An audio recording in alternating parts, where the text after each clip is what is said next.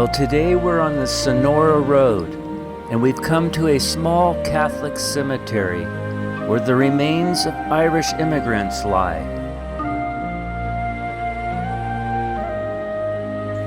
Between 1845 and 1851, more than 1 million people died in an event known as the Great Irish Potato Famine.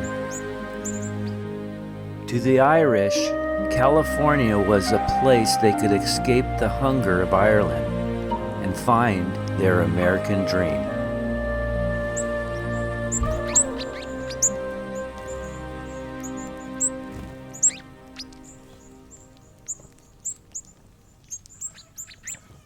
The cemetery is located on the Sonora Road between the once thriving town of 26 Mile House and the nearly abandoned town of Eugene. So today we're on Sonora Road, and I'm with a man named Jim Brennan. And Jim, where are we right now? We are standing in St. Joseph Catholic Cemetery, and it was a part of the town of 26 Mile House. Cemetery was established in 1863 when James Nolan was the first one buried here. There was a church here. We don't know exactly when the church was built. We do know that, I remember the name, Father William O'Connor would come in 1873 on ride horseback from Stockton to say Mass. People would come from Milton, Knights Ferry, Farmington to attend the Mass, and that was once a month. Most of the refugees from Ireland arrived in the United States with basically only the clothes on their back. Because of the way they dressed and the distinctive sound of their voices, they were made victims of various crimes and schemes. "No Irish need apply" were signs that were hung above businesses. Because of the limited job opportunities for the Irishmen, they turned to crime and alcohol. With little opportunities, the Irish got together and started building their own towns and cities.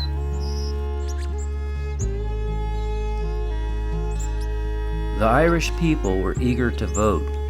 It was through voting and politics that they slowly changed the discrimination against their people.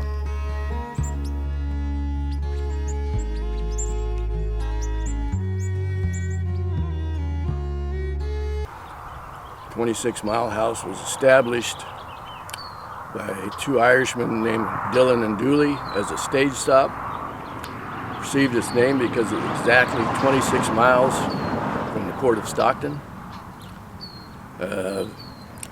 My great-grandfather, Daniel Nolan, his brother James, and their cousin Luke came here in 1852, and they went to work for the Dillon and Dooley, the Nolans, and eventually they became owners of the stage stop, and they started developing the town of 26 Mile House. They said they had built a hotel, a tavern, and there was a general store, a post office, which was established in 1870. So, Jim, every year in May, something special happens on the cemetery grounds here. Can you explain to us what happens? Yes, in 2016, a couple of Irish groups installed a monument honoring the victims of Irish hunger.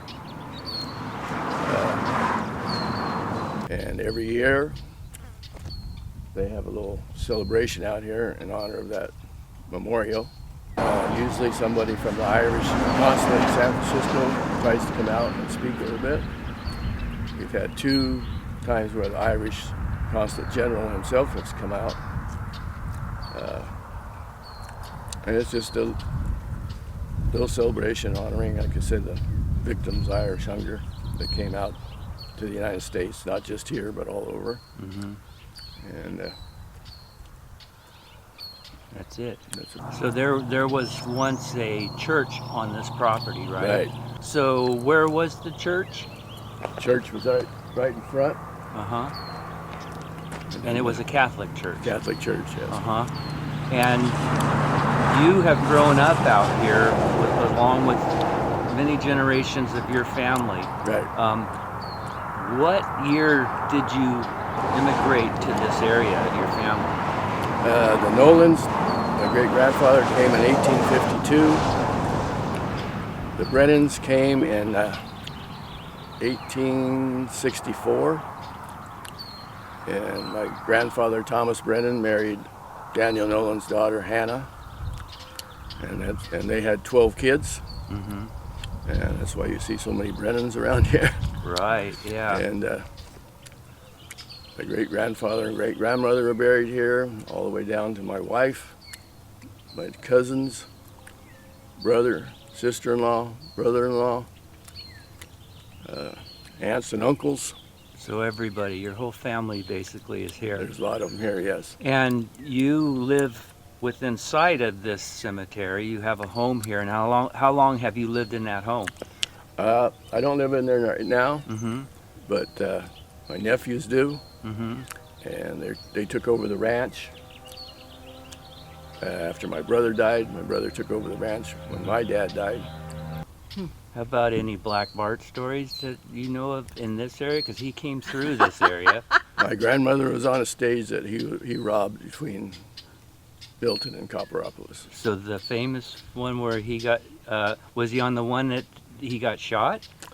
Or just, Yeah, because he did it a couple times. Yeah, I think it was one of the first ones that she was pretty young, Uh-huh. and I think it was one of his first stage stops, if I remember right. Did But she share with you what her thoughts or feelings were at Actually, my sisters, because my grandmother died when I was like 2 years old, the time? Uh-huh. so I never really had the chance to talk to them. But my brother and sister's a lot older than I am, and I remember my dad telling me the story. I couldn't remember exactly, but my sister, who is still alive, she's now 92, she just brought it up. I kept forgetting to ask her about it. She brought it up not too long ago. She was on the stage that was robbed by Black Bart. That is unbelievable. Yeah, that's pretty amazing. And she wasn't harmed or anything, No. just probably scared. Yeah, I would imagine. Yeah. Mm-hmm. Well, so today is Father's Day, and do you have children? Yes. Happy Father's Day to Thank you. you. And what brings you out here on a Father's Day to this cemetery? I'm visiting my wife's grave, and I'm going to water the plants around her gravesite, and, which I do 2 or 3 times a week. Uh-huh. I can tell. It looks nice. And there was a little bunny staying here. I don't know if you saw Well, the bunny. We did see one yeah. run across Yeah. around here. Maybe it was it. But yeah, I bet it's beautiful when they all bloom. Yeah. Sister was the last one married here, Wow. my older sister in 1950. And then my younger sister wanted to be married here too. Dad said, well, the foundation was deteriorating, so he didn't think it was safe to put people in there. So he went to the church, and they didn't want to put any more money in it because of vandalism and stuff. So the church was torn down around 1959. Mm. And vandalism kept up, and then a lot of headstones were wrecked, stolen. And after there was articles in the Modesto Bee and some other newspapers about this little monument. A lady saw the name Nolan, and realized that she had headstones that belonged out here. So there were 2 of them returned. Oh, wow. One was Michael Nolan, and one was George Watson. Wow. She had headstones for 30 years. Her son had moved into a house, rented a house, went out in the backyard and was clearing stuff away and found these headstones. And they said they searched every cemetery they could think of in the foothills, every place. Except this one. This one. 26 Mile House was exactly 26 miles from the port of Stockton. Mile houses were roadside stage stops roughly a mile apart along major routes in California during the mid-1800s. 2 miles down the Sonora Road was the little town of Eugene.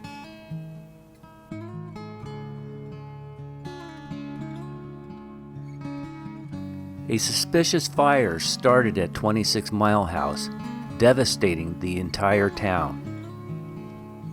Though it has not been proven or recorded in historical documents, many of the residents of 26 Mile House thought that maybe the blaze was set by somebody in Eugene to bolster their economy.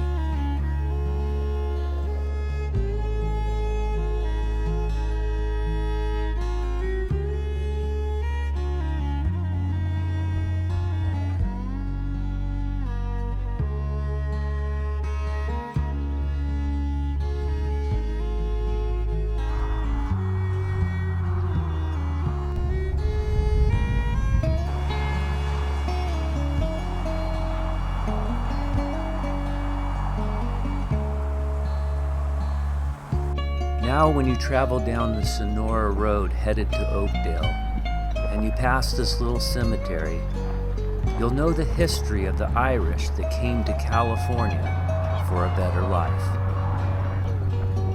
We'd like to thank you for watching this episode of California Outdoor Adventures.